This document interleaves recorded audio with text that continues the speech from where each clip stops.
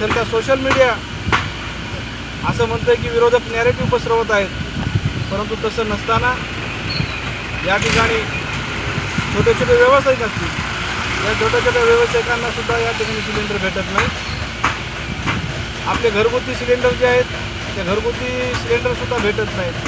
पर्यायानं या ठिकाणी ज्या आमच्या गृहिणी आहेत यांना चुलीवरती स्वयंपाक करावा लागत आहे, लाकडावरती आणि कोळशावरती त्यांना विसंबून राहावं लागत आहे.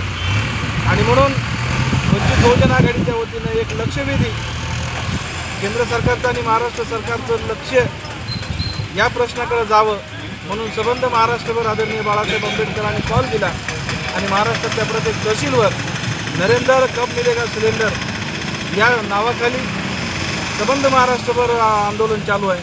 त्या अनुषंगानं परळीमध्ये सुद्धा आम्ही सर्वजण वंचित बहुजन आघाडीचे सर्व पदाधिकारी तहसीलच्या समोर चुली मांडून लाकडावर या ठिकाणी भाकरभाजी करत आहोत.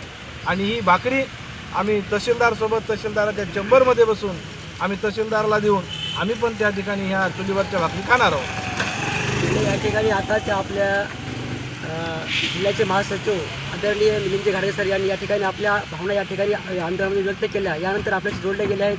आपलं काही कुठे बोलायचं आहे का तर आपण या ठिकाणी आपण नाव सांगून आपण या ठिकाणी पुढील जे आंदोलनाची दिशा आणि दशा यावेळेस आपण तुला मार्गदर्शन करावे. प्रसन्नजी दुरुडे, जिल्हा उपाध्यक्ष वंचित बहुजन आघाडी.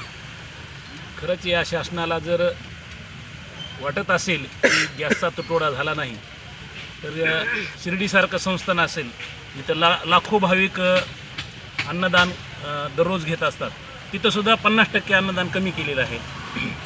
त्यानंतर पंढरपूरसारख्या ठिकाणी आणि परळीमध्ये सुद्धा जिथं 500 लोकांचं दररोज जेवण बनवलं जात होतं तिथं 100 लोकांचं